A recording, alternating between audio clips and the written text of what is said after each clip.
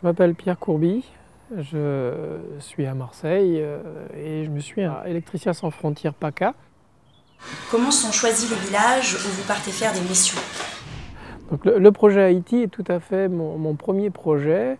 C'est le docteur Grégoire qui nous a sollicité puisqu'il faisait PODGI et il souhaitait que cette école qui est dans la campagne haïtienne, éloignée de tout, sans électricité, sans rien, puisse bénéficier d'un plus. Et donc il nous a sollicité en début 2014 et on m'a confié ce projet pour le mener à bien. PODGI, c'est tout à fait la campagne haïtienne. C'est des exploitations qui se sont construites un petit peu partout dans la campagne, pas comme en France où les gens se sont regroupés les uns contre les autres pour mieux se protéger. À l'inverse, la campagne haïtienne est peuplée de petites cellules d'exploitation vivrière. PODGI, c'est un lieu-dit où il y a une petite chapelle, une école primaire et maternelle qui a été construite et qui rassemble un petit peu donc, tous les enfants du coin. Donc PODGI est desservi par une toute petite route, très difficile d'accès. C'est au sud-ouest d'Haïti, dans la province d'Enip, et il n'y a pas d'électricité. On vit là-bas au rythme de la journée.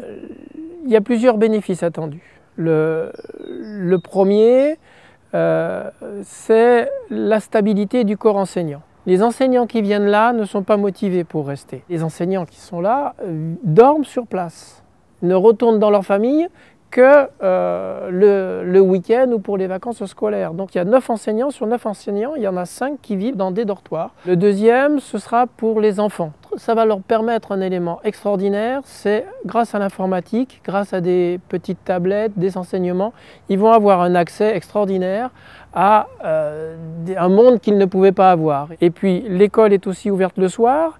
Pour les enfants qui, comme la vie est difficile là-bas, ne peuvent pas continuer leurs études, souvent ils s'arrêtent avant la classe de CM2. Donc ils reviennent le soir, un certain nombre d'enfants reviennent pour des cours du soir avec des adultes. On va acheter le matériel sur place et on va prendre une entreprise qui va installer sur place. Le fait qu'il y ait une entreprise qui va pouvoir assurer la garantie, assurer le dépannage, assurer tous ces éléments-là de la pérennité de l'installation dans l'avenir, ça c'est un élément intéressant. On voulait s'assurer qu'il y ait un technicien dans l'école qui sache intervenir dessus et on a prévu effectivement de la former et de lui expliquer comment tout ça allait fonctionner. Et il y a un autre point qu'on est en train d'essayer de travailler avec localement, mais c'est que lorsque l'énergie du soleil qui est là n'est pas utilisée, c'est-à-dire pendant la période de vacances scolaires ou les week-ends, eh bien qu'il y ait une petite économie, même si elle est infime, une toute petite participation à l'utilisation de cette électricité pour d'autres besoins que l'école. Qu'est-ce qui vous plaît le plus quand vous partez en mission ? Le plaisir vient du partage. La solidarité, c'est pas dans un sens et je reçois rien. Non, il faut qu'il y ait un échange. Et c'est ça qu'on a du plaisir s'il y a une réciprocité dans l'échange. Combien de temps dure une mission ? La demande a été faite en 2014. On a revu le projet en 2015. Et puis voilà, maintenant on a l'opportunité en 2016 d'avoir un projet de financement. Donc on fonce. On fonce pour 2017. C'est ce côté échange qui est plaisant, qui est plaisant dans les associations et qui est plaisant avec le défi Récilum. C'est que voilà. Et alors c'est un support qui est aussi très intéressant pour nous parce qu'il nous permet d'aller expliquer ce que l'on fait dans les écoles, d'échanger avec les enfants. C'est un magnifique support, un support d'échange, un support de solidarité qui est très positif, on va dire.